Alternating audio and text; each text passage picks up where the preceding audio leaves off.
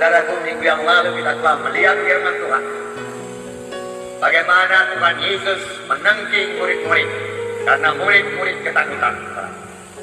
Saudara sudah mengetahui ceritanya. Pada waktu itu, saudaraku, Tuhan Yesus di atas perahu bersama dengan murid-murid.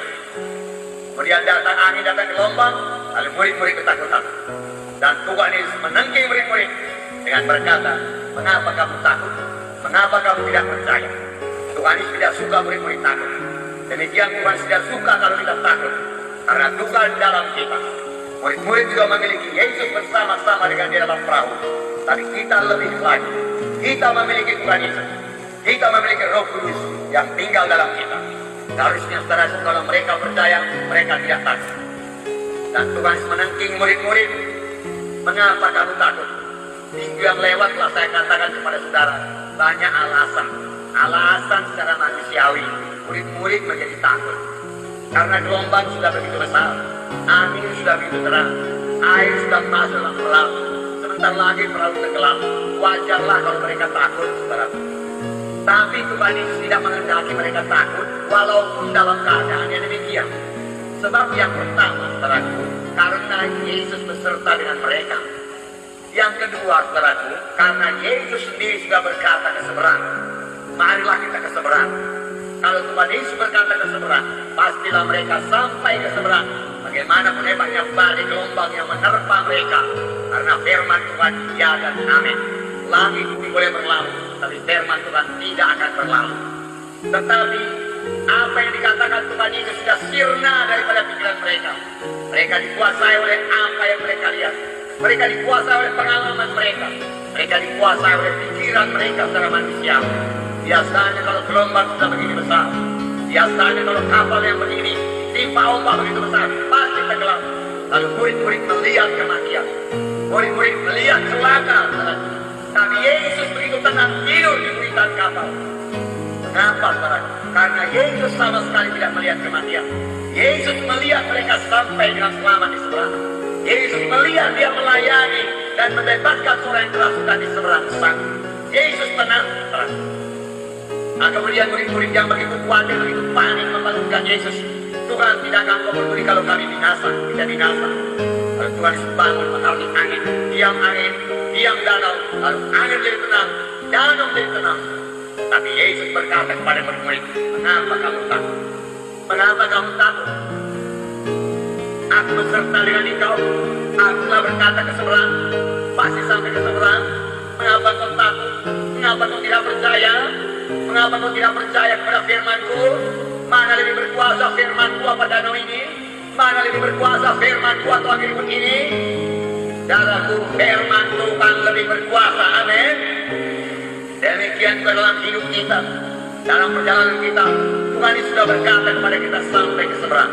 Seberang satu, saudaraku, sorga. Nama saudara sekarang sudah tertulis dalam buku kehidupan. Amin. Adakah saudara bersuka cita nama saudara tertulis di sorga? Haleluya. Kelak kalau saudara sudah melayani Tuhan berdua lepas, saudaraku, panjang umur saudara akan sampai ke sorga kalau Yesus belum datang. Lalu pada waktu itu buku kehidupan akan dibuka, saudaraku, dan nama saudara ada di sana. Oh, pada waktu itu alangkah senangnya pintu sorga terbuka bagi saudara. Akan ada gangguan-gangguan sebelum saudara sampai ke seberang sana. Tetapi itu bisa saudara pakai untuk melatih iman saudara. Untuk jangan takut dan bersandar kepada Tuhan. Nah, saudara yang punya bekal dalam nama Yesus. Tuhan Yesus berkata lagi dalam Matius 6 ayat 25 sampai 33. Matius 6 ayat 25 sampai 33. Buka kitab saudara. Sini dikatakan jangan khawatir. Jangan khawatir karena apa yang kau makan. Jangan khawatir apa yang kau pakai. Kemudian dikatakan Tuhan, cari dahulu kerajaan Allah. Saudara, jangan karena makanan saudara tidak kebatian pada hari Minggu. Jangan karena mencari uang saudara tidak kebatian pada hari Minggu, saudaraku. Jangan, saudaraku, karena saudaraku mengurus pakaian, saudaraku, mengurus materi-materi dunia ini saudara tidak kebatian pada hari Minggu. Firman Tuhan berkata, carilah dahulu kerajaan surga dan kebenarannya, maka sekaliannya akan ditambahkan padamu, ditambahkan padamu, ditambahkan padamu. Nah, ini berjalan di atas air, saudara. Murid-murid ketakutan lagi, itu hantu dia katakan. Murid-murid selalu mereka yang jelek. Sebagai orang Kristen jangan mereka yang jelek. Jangan berpikir yang buruk pasti jadi. Saudara, pikirkan yang baik dan jadi. Nah, saudara, Tuhan tidak suka kita takut. Tuhan suka kalau kita percaya. Kalau kita tidak takut, saudara, percaya penuh kepada-Nya. Sekali lagi Tuhan berkata kepada murid-murid, tenanglah, api, jangan takut. Masa kamu tidak kena berat? Itu saudara menjadi berani. Kalau betul engkau itu Tuhan sebuah udara berjalan air. Dan berkata, mari, haleluya. Saudara, saya kasih dalam nama Yesus. Tuhan tidak marah. Petrus meminta mujizat Tuhan, Tuhan tidak marah. Tuhan tidak berkata nanti Petrus sudah kau sempurna dari imanmu, sempurna kesucianmu, baru kau boleh berjalan di atas air. Tidak. Kalau kau percaya, mari. Sama sebagaimana iman jadi padamu. Petrus beriman, dan Petrus turun dari air, turun ke air, lalu berjalan di atas air. Alangkah indahnya Petrus berjalan di atas air. Saudara yang bersuka cita dan bersorak-sorai, dan berkata, haleluya Tuhan. Kau memberikan kuasa kepada berjalan di atas air. Haleluya, haleluya, melompat-lompat di atas air. Pasti bisa, Tuhan. Nanti kemudian dia timbang pikirannya, penglihatan matanya. Karena firman Tuhan berkata, ketika dilihatnya melompat dan dirasanya angin, aku lagi-lagi takut. Lalu dia mulai tenggelam. Dari sini kita belajar, takut menutup kuasa Tuhan. Takut karena membunuh iman.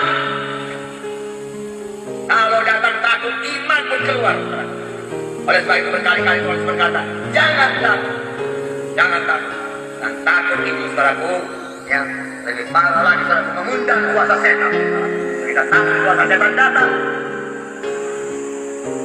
Oleh sebab itu jangan takut.